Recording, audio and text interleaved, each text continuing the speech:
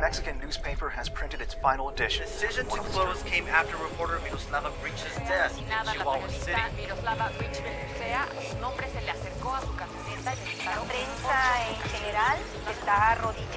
Responsable del periódico La Jornada y trabajaba para el norte de Ciudad Juárez. Su voz era crítica y defensora de derechos humanos. We've spent a lot of time at the Listening Post examining the fake news phenomenon. This week, we want to take a look at a kind of journalism that is a close cousin of fake news. The sort of reporting that tells people what they want to hear as opposed to what they need to know. Reporting that reinforces partisan opinions rather than challenging them.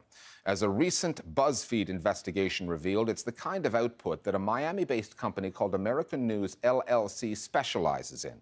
And it does so not for ideological reasons, for commercial ones. So it often covers the same story two different ways, sending a liberal, lefty version of it into one side of the blogosphere, while conservatives get a different take, dotted with right-wing arguments and buzzwords that push their buttons. Sometimes it isn't just ideologically filtered, it's also flat-out fake. Companies like American News LLC get plenty of clicks because, according to a study, it takes just a few believers to set off a news item on the social web. Consumers are often much less concerned about the outlet doing the reporting, where the story originated, than they are about who does the actual sharing, whose Facebook feed you'll find it on, whose tweet takes you to the article, or which friend sends it your way. The Listening Post's Tariq Nafi now on partisan news media and the part that they play in the fake news ecosystem. Or is that ecosystem?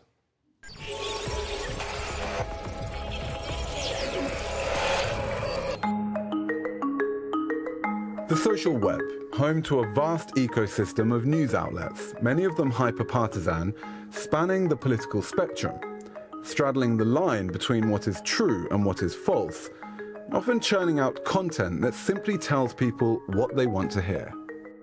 One of these news outlets, American News LLC, has a formula that shows just how easy it is to exploit our biases.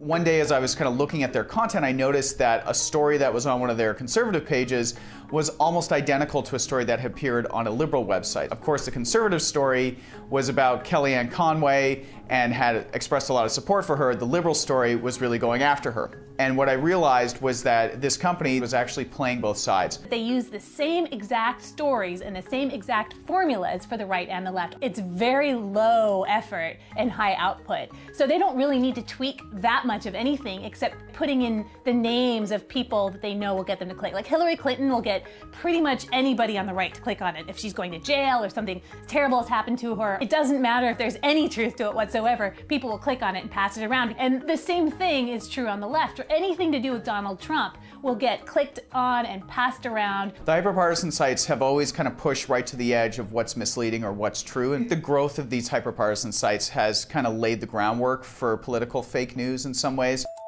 We contacted American News LLC to ask them about their editorial and business model, but received no response. The growth of the partisan news landscape has been decades in the making. The commercialization of journalism and the deepening of political divides have helped drive it. In the United States, before the internet turbocharged the spread of partisan outlets online, there was talk radio, dominated by strident conservative hosts, and Fox News, which emerged as the televised voice of the Republican Party, later followed by MSNBC on the left. Over the last quarter century, as the internet has offered platforms to anyone with a point of view, there has been an explosion of partisan media. I did a study for Axios in which I observed 89 news websites that have launched over the past 25 years. And what I found is there have been very few nonpartisan websites that have launched. Most mainstream news websites launched when the internet launched, really in the mid to late 90s. But ever since, it's been hard for nonpartisan news to enter the ecosystem. And audiences, news consumers, are partly to blame for that. Multiple studies have concluded that we have an appetite for content that feeds our biases, and an aversion to material that doesn't. The New York Times recently commissioned a web analytics company called Chartbeat to track 148 news sites that span the political divide. It found that by and large, most outlets on the right and the left covered the same news events, but that readers would often skip stories that don't suit their particular biases. In short, in the supply and demand world of news, audiences generally demand information that fits with what they already believe. There's a natural tendency for people to like stories that already agree with their point of view. People see, oh, that fits with my preconception, so I tend to accept it, so I maybe just uncritically sort of think that that's true without stopping, pausing, and reflecting on why, I might want to be more skeptical of some of these claims. People are being bombarded with so much information, they almost just don't know what to do with it. And so it makes sense that people are going to gloss over information that doesn't necessarily seem appealing to them at the time. But one really interesting thing to understand about news consumption and why people are choosing to read some things over another. There have been a lot of studies that suggest that the trust in the American media is diminishing. The latest Gallup survey said that the American trust in media was at an all-time low in September, which was 68% of people distrusting the media. That's people distrusting real news, not just fake news, but things that they see that they just don't like. The trust in media has been declining, especially in mainstream media, for decades now. And I do think as that starts to happen and as people have so many options online, they tend to gravitate towards sources that reinforce what their views are and what their beliefs are. So that decline of trust, the democratization of media, have really, I think, set the stage for partisan media to have what I think is kind of a reawakening right now. The partisan media phenomenon is powered by platforms like Reddit and other social media spaces like YouTube, Twitter, and Facebook. Facebook's algorithms, the code that filters material we see on our feeds, prioritize content that users have shown a tendency to engage with. So if you liked or shared an article from a particular outlet, chances are content from that outlet will keep resurfacing on your feed. It's a process that helps build a media bubble without much attention being paid to how partisan or even fake the content might be. Another element of social media-driven news consumption is that people trust other people in their circle. A news outlet, the actual source of a news report, is less important than who is getting that article or video to you.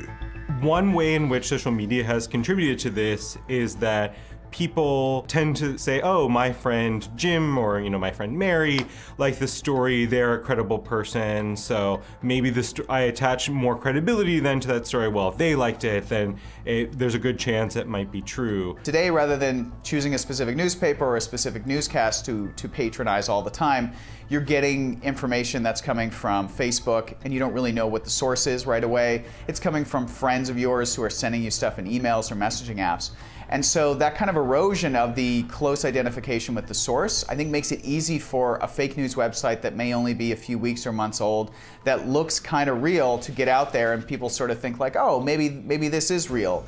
I think an unfair amount of pressure has been placed on news consumers to be able to tell fake news from real news. That's what we journalists are supposed to be there for, right? There's been this ongoing process by which news media went from being a public service to being seen as profitable. The sad truth is news is not financially viable. I think there are people who they realize there's more money in playing both sides.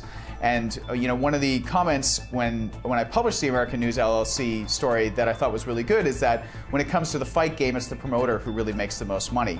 And so when you're promoting a fight between conservatives and liberals and you're playing both sides, you walk away at the end of the day making the most out of that. And in the absence of vetted and contextualized and solid news information, people are just going to go for fake news if it looks plausible enough, because that is human nature. And they're hungry for knowledge. And journalists once knew this, but I think that we have either forgotten or we've all just kind of, gotten laid off.